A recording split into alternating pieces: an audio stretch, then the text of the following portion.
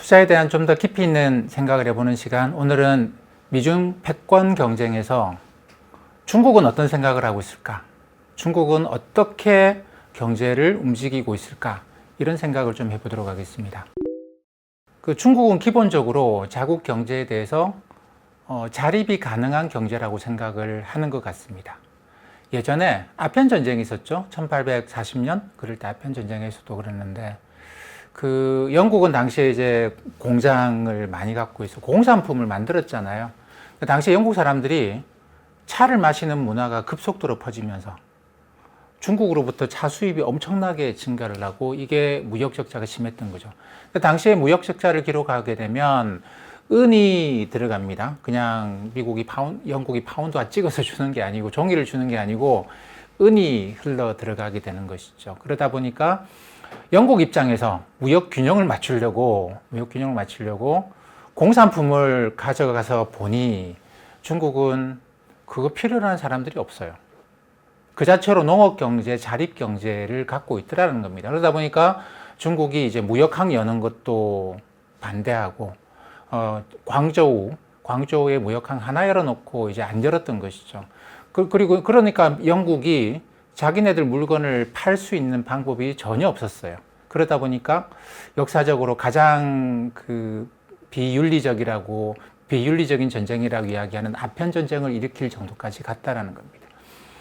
근데 그 정도로 이제 중국은 자립경제, 지금도 자립경제라고 생각을 합니다. 그래서 이번에도 중국 양회에서도 보면 시진핑 주석이 농업에 대한 강조를 많이 하죠. 이거 자체는 우리가 미국의 경제 봉쇄를 뚫고 오랫동안 자립경제로 살아갈 수 있다. 한국 경제는 자립경제가 안 돼요. 왜냐하면 경제 규모가 작기 때문에 애초에 우리는 산업화를 할 때 산업의 규모나 기업의 규모가 우리나라 경제 규모보다 월등히 큰 규모로 공장을 지어버렸죠. 그러다 보니까 우리는 스스로 우리가 만약에 봉쇄가 되면 우리는 자립해서 살아갈 수 있는 경제가 아닙니다. 그래서 우리는 소규모 개방 경제 이렇게 표현을 많이 하는데 중국은 대국 경제라고 표현을 합니다. 라지 이코노미죠.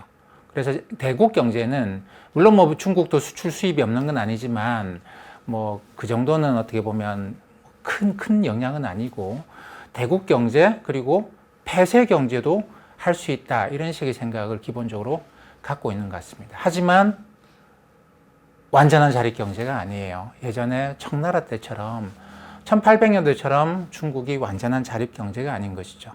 두 가지 자립 경제에서 두 가지 취약점이 있습니다.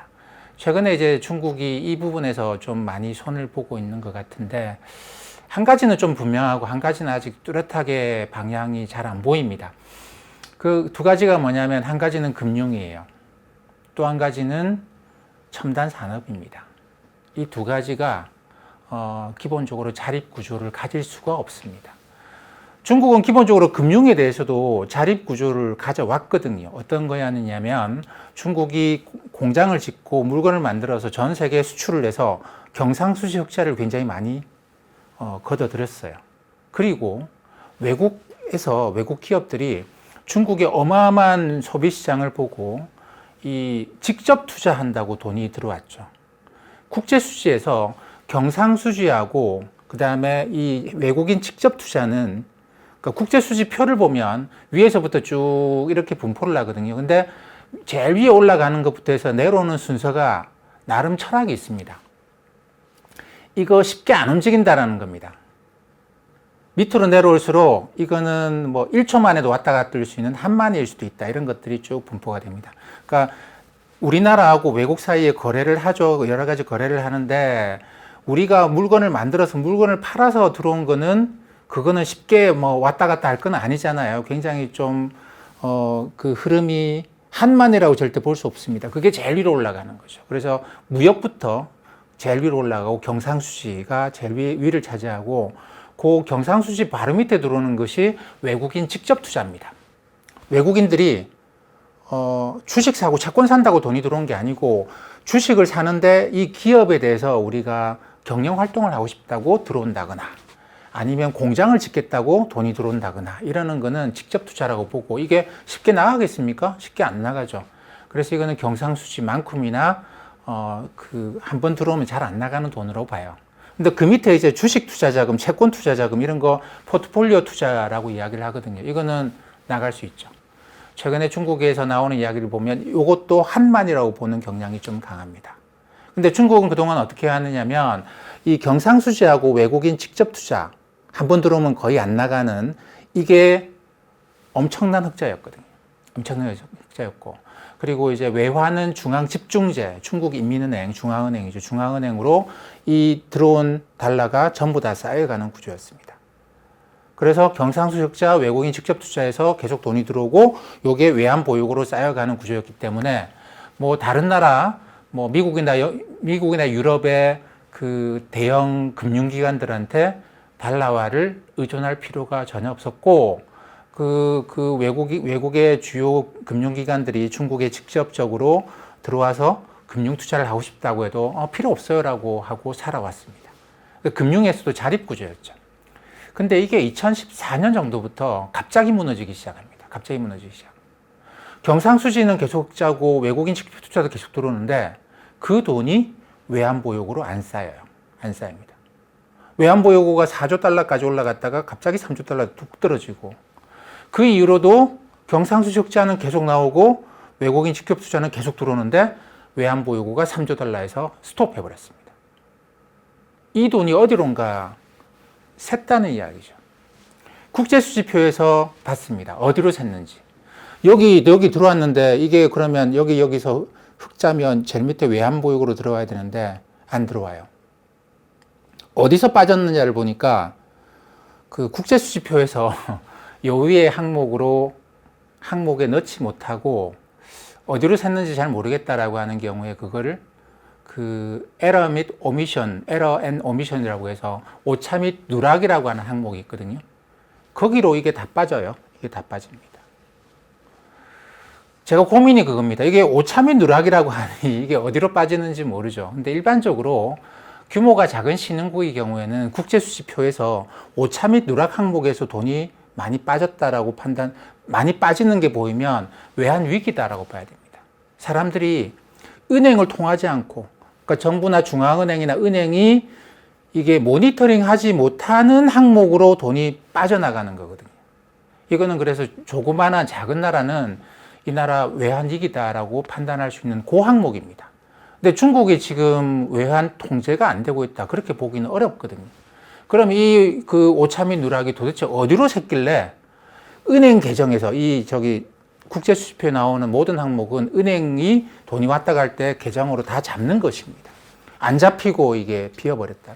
비는 돈이 많다라는 겁니다. 이것 때문에 경상수지 흑자가 나오고 직접 투자가 일어나도 직접 투자가 들어와도 그 달러가 외환보유고로 쌓이지 못한다라는 겁니다.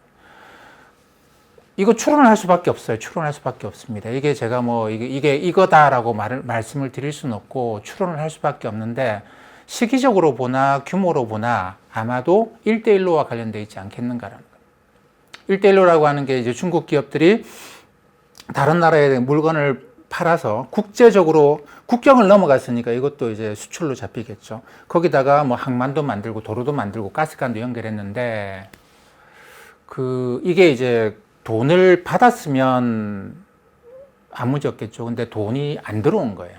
돈이 안 들어온. 뭐 이 나라들이 무슨 돈이 있겠습니까? 그러다 보니까 수출은 했는데 수출 대금이 안 들어오게 되면 이런 일이 발생할 수 있지 않겠는가라고 생각합니다. 이거는 물론 오차 및 누락 항목은 구체적으로 나오는 게 없겠죠. 그러다 보니까 제 추론입니다만 1대1로를 하면서 중국이 그전에는 외환의 자급 구조를 갖고 있었는데 경상수지의 흑자와 그리고 외국인들이 직접 투자하는 걸로 중국이 필요한 외환은 충분히 조달 가능하고 그렇기 때문에 자급 구조였죠. 근데 1대1로를 하면서 외환을 해외 여러 나라들에 쓰면서 그 자급 구조에 좀 균열이 가기 시작했습니다. 그래서 작년부터 이제 중국이 본격적으로 채권 투자 자금을 유치하기 시작했어요. 주식 쪽으로 자금이 들어오는 것에 대해서는 최근에도 중국 고위 관계자들의 이야기를 들어보면 핫마니라고 판단하는 경향이 있습니다. 그 주가가 올라가고 주가 올라가면서 외국인 투자 자금이 우르르 몰려 들어오는 거 반기는 게 아니고 그거를 막으려고 하는 경향이 좀 있는 것 같아요. 우리나라도 그렇죠. 1997년 외환위기 때 갑자기 우리가 외환위기를 빠졌던 이유가 그 전에 들어와 있던 외국인들의 주식 투자 자금이 한국 경제에 뭔가 아무래도 문제가 있는 것 같다라고 하면서 대거 빠져나가면서 외환위기가 온 거거든요. 이게 신호가 되면서 이제 우리한테 돈 빌려줬던 은행들도, 외국의 은행들도 한국에 뭐가 문제가 있는 것 같아요. 그럼 대출 그 연기를, 만기 연장을 안 해주고 하면서 외환위기가 온 것인데, 중국 입장에서도 그렇기 때문에 이걸 한만이라고 보는 것 같아요. 근데 채권 투자 자금은 좀 성격이 좀 더 다르겠죠. 좀 더 달라서 그 중국이 재작년, 작년에 걸쳐가지고 외국 그 금융기관들하고 작업을 해서 그 중국의 채권 시장을 상당히 열었습니다. 그 과정에서 중국이 그동안 하지 않던 개혁 개방 과정에서 하지 않던 것도 했는데 뭐냐면 중국 안에 들어와서 사업을 하면 그 외국인이 100% 지분 갖는 일은 없었어요. 외국인이 반드시 그러니까 합자 형태로 회사를 만들어야 되는데 그 합자 형태의 회사에 외국인 지분을 50%를 안 줬습니다. 49%까지만 줬어요. 그러다 보니까 이게 뭐 기술 탈취니 뭐 이런저런 여러 가지 문제를 낳긴 했는데 그동안은 49% 이상 지분 안 줬어요. 근데 채권 시장을 개방하면서 외국 금융기관들을 유치하려고 하니 JP모간이 작년 초에 딱 요구 조건을 내세웠습니다. 우리가 들어갈 건데 우리한테 50% 이상의 지분을 주지 않으면 안 들어간다라고 한 것이죠.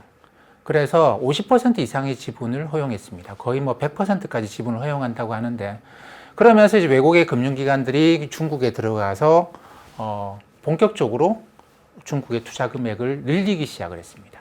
이게 최근에 중국의 국제 수집이 보게 되면 포트폴리오 투자로 돈이 들어오고 있는 그런 모습입니다. 작년 하반기부터 들어오고 있습니다. 여기 대해서 이제 중국이 그런 거죠. 이렇게 되면 금융의 자립 구조가 아니단 말이에요. 아닙니다. 근데 이 돈이 들어오기 때문에 중국 입장에서는 왜냐하면 지금 전반적으로 금융의 자립 구조가 작동을 안 하기 때문에 돈이 필요하기 때문에 돈이 필요로 해서 돈이 들어왔어요. 근데 한편으로는 또 걱정이죠. 이 돈이 갑자기 빠져나가면 1997년 한국처럼 이 돈이 갑자기 빠져나가면 이거 외환위기가 올 수 있단 말이죠. 그것 때문에 이 들어온 돈이 자산 가격을 올리는 데 쓰이는 것을 막고 있는 단계입니다. 금융에 대해서는 긴축한다, 금리 올리고 뭐 유동성 못 나가게 하고 그런 게 아니고 돈이 들어왔는데 그것 때문에 가격이 올라가게 되면 이만큼은 모래성일 수 있다라고 하는 그런 식의 생각을 최근에 이제 중국 고위 관계자들의 그 전언을 언론에 나오는 이야기를 보면 그런 맥락이 굉장히 강해요. 지금 들어온 돈이 한만위로 기능하지 않도록 하겠다라는 겁니다. 그리고 이제 그 수몽빙의 화폐 전쟁이라고 제가 알기로는 중국 엘리트들은 이 책에 대해서 굉장히 다들 이제 굉장히 그 대부분의 그 의견들을 가질 정도로 많은 토론들을 한 것 같은데 이 수몽빈의 화폐 전쟁이 갖고 있는 가장 기본적인 테마가 뭐냐면 서구의 금융 자본들은 이렇게 돈이 우르르 들어왔다가 한 번씩 돈이 확 빠지면서 들어와서 자산 가격을 끌어올렸다가 한 번 확 빠져나가면 자산 가격을 확 떨어뜨리고 난 다음에 그 다음에 폭락한 자산을 사고 들어오는 이런 걸 한 번씩 한다. 이걸 이제 양털 깎기라고 표현하는 거예요. 양의 털이 이제 그 자라도록 한 다음에 한 번씩 양털 깎기 확 해서 돈을 버는 구조를 갖고 있다. 이게 유대계 서구 금융자본의 가장 기본적인 특징이다. 이런 것에 대해서 중국의 엘리트들이 워낙 분명하게 생각을 하기 때문에 들어온 돈이 자산 가격을 끌어올리고 이걸 막는 노력을 하고 있는 것 같습니다. 그러다 보니까 금융이 확대되는 거. 작년에 뭐 다들 아시죠? 마윈 회장 엔트그룹 IPO가 무산됐는데 그 핵심적인 내용을 보면 이 마윈 회장이 처음에는 뭐 지불 결제 이런 걸로 시작했잖아요. 지불 결제 알리페이 이런 걸로 하다가 이거를 그 다음에 개인 신용대출, 보험, 우리가 이야기하는 제2금융권으로 사업을 넓혀왔습니다. 근데 마윈그룹, 그 엔터그룹의 IPO를 중국이 막으면서 시정을 요구했던 게 뭐냐면 다시 지불결제 시스템으로 돌아가라 라고 하니까 마윈 회장이 반발을 한 것 같아요. 아니 지금 우리 원시 시대로 돌아가자는 이야기냐, 뭐 전당포 수준으로 중국의 금융을 돌리자는 거냐, 이런 식의 표현을 썼다가 완전히 IPO가 무산됐는데 그 과정에서 우리가 이제 얻을 수 있는 함의는 뭐냐면, 중국이 금융 시스템을 전반적으로 관리하는, 그러니까 엄격하게 관리를 하려고 하는 것 같다라는 것이고, 그 과정에서 중앙은행이 확실하게 컨트롤할 수 있는 은행을 빼고 제2금융권이 마구 생겨나는 거를 이거를 컨트롤하고 있다, 이렇게 보는 게 맞는 것 같습니다. 그래서 자립구조인데 중국은 금융에서 자립이 잘 안 되죠. 지금 잘 안 되는 구조입니다. 그래서 어쩔 수 없이 채권시장으로 길을 열어놨고, 이게 이제 중국의 금융 자립 구조는 아닙니다만, 이것 때문에 문제가 생길 수 있는, 양털깎기와 같은 문제가 생길 수 있는 거를 금융 시스템 전반을 잘 관리해서 막으면 되지 않겠는가, 이렇게 생각을 하는 것 같습니다. 전적으로 제 추론입니다. 두 번째 이제 자립이 잘 안 되는 게 이게 첨단 산업이에요. 첨단 산업. 미국이 백악관에서 반도체 회의를 하자고 하는 것도 이건데 첨단 산업입니다. 이게 자립이 아니다라는 걸 제가 어떻게 말씀드릴 수 있느냐면 그런 거예요. 각 나라가 수출을 합니다. 근데 수출을 하는 것 중에서 뭐 가령 이제 우리나라가 반도체를 수출한다고 할 때 이 반도체를 100% 우리 기술, 우리 부품, 우리 장비로 하는 건 아니겠죠. 그러면 수출 금액은 우리가 반도체 수출 금액은 100% 다 받습니다만, 받은 것 중에서 국내에 나가는 거 있고 해외로 뭐 부품도 사야 되고 소재 장비도 사야 되고 기술 뭐 이거 지식 재산권도 줘야 되고 해외로 돈 나가는 거 있잖아요. 그래서 이걸 부가가치라는 측면에서 수출 금액이 아니고 100을 수출을 했으면 그 부가가치가 얼마가 국내에 머물고 얼마가 해외로 나가는가라는 관점에서 볼 수가 있습니다. 중국의 경우에는 전체 수출의 83.3%가 국내에 남는다고 해요. 16.7%가 전체 수출 금액의 16.7% 정도가 이거는 해외가 기여한 모습.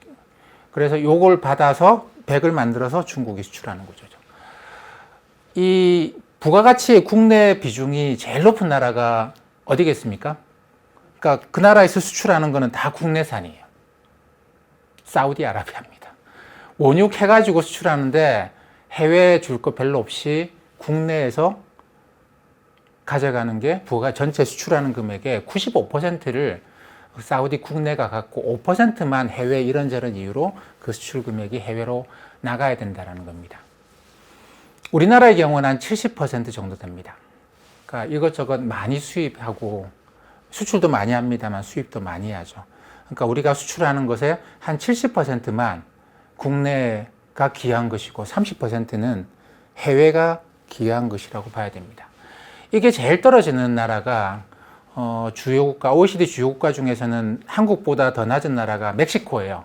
옆에 미국이 있다 보니까 이게 아무래도 이제 해외로 나가는 게 굉장히 많습니다. 65% 정도 차지합니다. 근데 어쨌든 뭐 중국이 이게 83.3%예요. 전체 수출의 83.3%가 국내가 기여하는 건데, 이게 이제 우리가 흔히 ICT 산업이라고 이야기하죠. Information, Communication, Technology, 정보, 통신, 기술. 우리가 이야기하는 반도체, 컴퓨터, 통신 장비, 뭐 디스플레이 이런 것들이 다 여기 들어갑니다.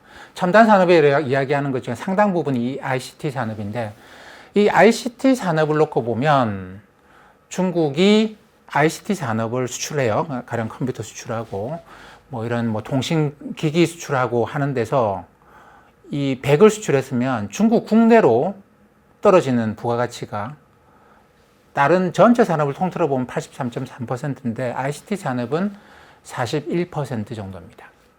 41%. 59%를 이 나라 저 나라, 물론 그 큰 나라들이 거기서 일본, 대만, 한국 이런 아시아 국가들이죠. 이 나라들에서 이런저런 장비, 소재, 부품을 수입해서 중국 내에서, 물론 여기는 이제 미국도 있고 유럽도 있습니다. 조립하는 게 많고, 그렇게 해서 100을 수출하면 국내에 떨어지는 게 41이고 59가 해외가 기여한 몫이다라는 겁니다. 자립이라는 틀에서 많이 벗어나죠. 83.3 정도면 이건 자립이라고 볼 수 있습니다. 수출을 하는데 공장이 돌아가고 제조업이 돌아가고 많은 인력이 수출 산업에서 일을 하겠죠. 근데 100 팔아서 83.3이 국내에 떨어지면 이건 거의 자립이라고 볼 수 있습니다. 근데 41밖에 안 떨어지면 59를 해외에서 조달해야 되거든요. 그러면 이것도 자립이라고 보기 어려운 거죠. 첨단 산업이 자립이 아닙니다. 그래서 이번 양회에서도 농업에 대한 강조, 첨단 산업의 강조, 첨단 산업을 자립화 구조로 가자. 뭐 이런 게 이제 굉장히 강조된 부분입니다.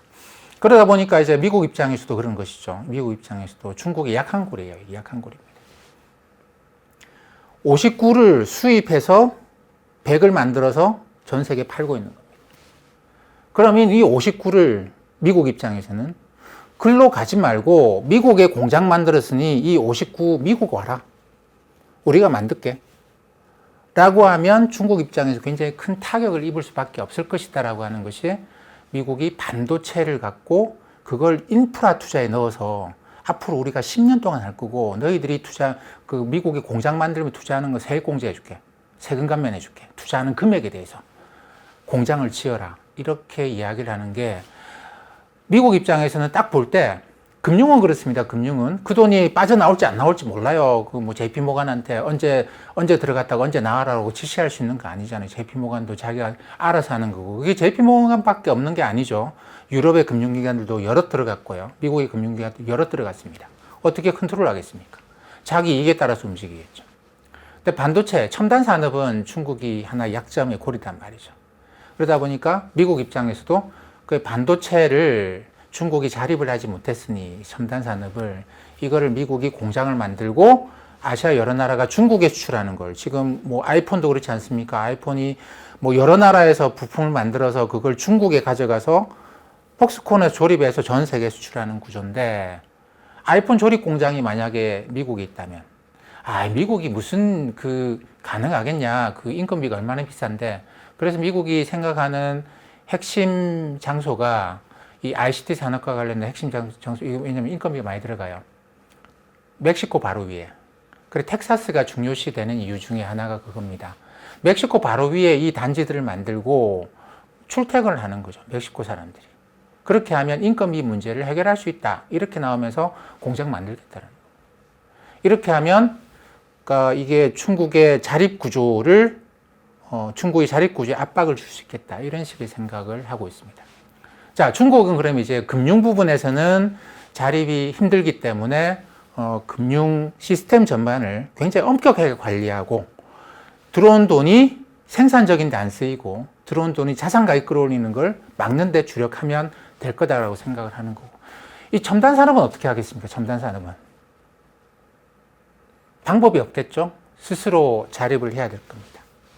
이렇게 보면 중국도 미국에 지금 인프라 투자해서 반도체 공장을 만든다 이런 이야기를 하는데 중국도 어떻게 보면 그 이상의 투자를 해야 되는 그런 단계에 와 있는 것 같아요. 근데 아직까지 구체적으로 중국이 어떻게 하겠다라는 그런 계획은 아직까지 나와 있지는 않습니다만 결국 중국도 굉장한 투자를 해야 되지 않겠는가.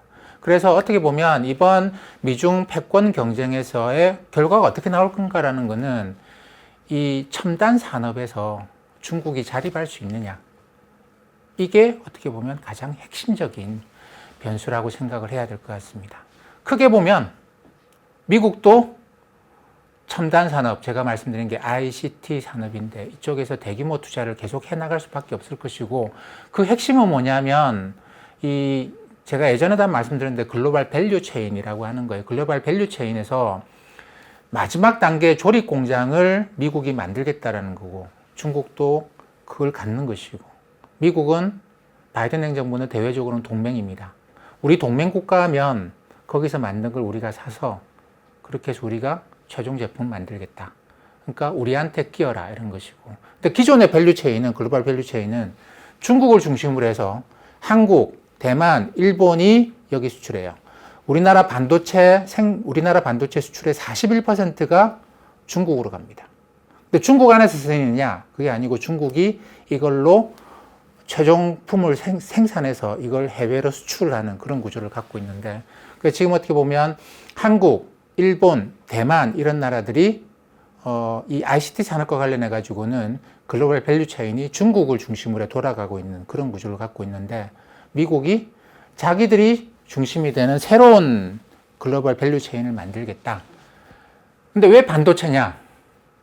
다른 산업은 중국의 자금률이 엄청 높아요. 전체가 수출품 83.3%가 중국 내로 떨어지는 거니까 자금률이 높은데 첨단 산업은 중국의 자금률이 현저하게 낮다. ICT 산업은 41% 정도에 불과하다. 그렇기 때문에 미국이 반도체를 갖고 중국과 기술 경쟁을 본격화하려고 하는 것 같다. 그렇게 생각을 할 수 있습니다.